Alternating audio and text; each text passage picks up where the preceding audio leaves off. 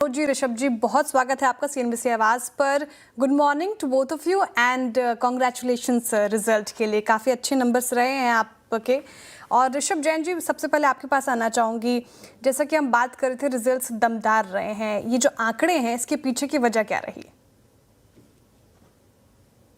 तो overall top line as well as bottom line दोनों में हमने काफी इंप्रूवमेंट देखा है।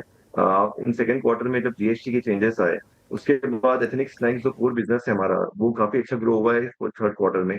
हम लोग लगभग 14% ग्रो हुए हैं ओवरऑल स्नैकिंग बिजनेस में। और प्रॉफिट के पर्सपेक्टिव से देखें तो last quarter three of last year वो बहुत टफ था, जहाँ पे एडिबल ऑयल प्राइस एक साथ इंक्रीज हुए थे।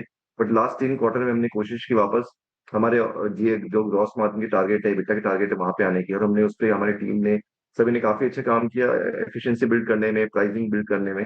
और ओवरऑल हम अभी 34-35% ग्रॉस मार्जिन पे हैं और क्लोज 12.5% EBITDA में। सो ओवरऑल टारगेट जो हमने ईयर स्टार्ट में लिया था कि हम इस साल क्या करने वाले हैं, हम लोग लगभग ट्रैक में हैं। ओके, ठीक है। अब मनोज जी, अभी ऋषभ जी ने एबिटा मार्जिन की बात की। 12.5% ग्रो हुआ है साल दर साल। अगर आप बात करें तो 7.8% से अच्छी रिकवरी है।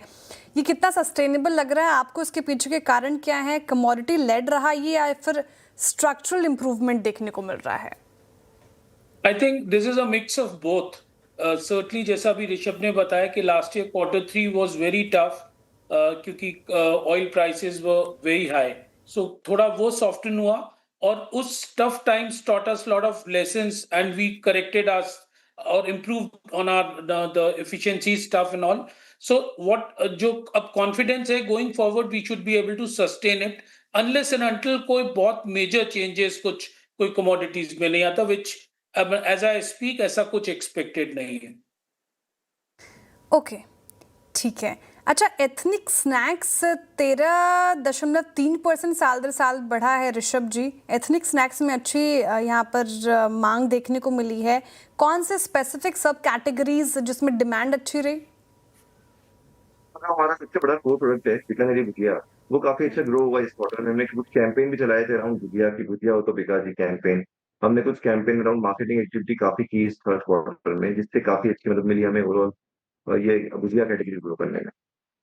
लेकिन वेस्टर्न स्नैक ने बीट किया एथनिक स्नैक्स को। वेस्टर्न स्नैक में जिस तरीके से मूव्स आए हैं, ऋषभ जी, क्या लगता है आपको लॉन्ग टर्म ग्रोथ पिलर क्या वेस्टर्न स्नैक ही होगा?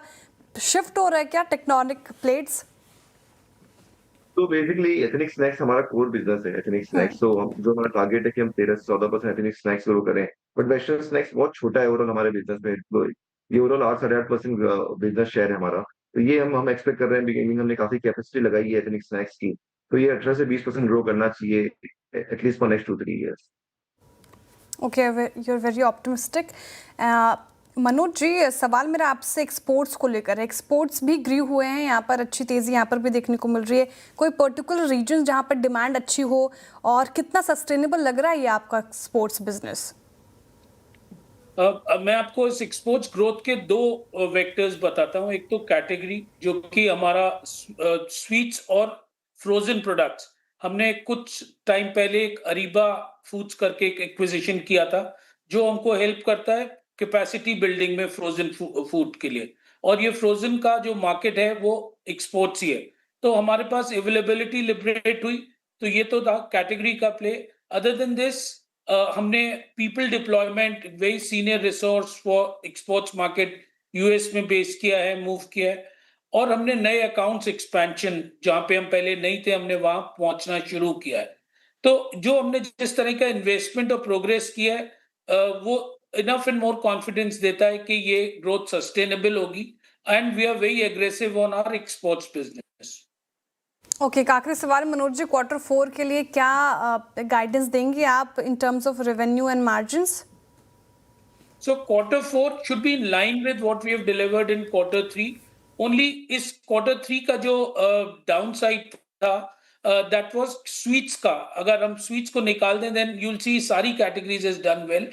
और sweets का भी reason ये था कि हमेशा quarter two और quarter three, अगर जल्दी दिवाली आती है तो quarter two बड़ा हो जाता है, sweets का shift उधर होता है, और देर से आती है तो quarter three बड़ा होता है। But quarter four remains unchanged. So what we are looking at it is say 15% plus growth in quarter four as well. Okay, all the very best for that Manoj ji and Rishabh ji. Thank you so much for joining us and सारे सवालों के जवाब देने के लिए बहुत शुक्रिया आपके वक्त के लिए। चलिए अब रुक रहे हैं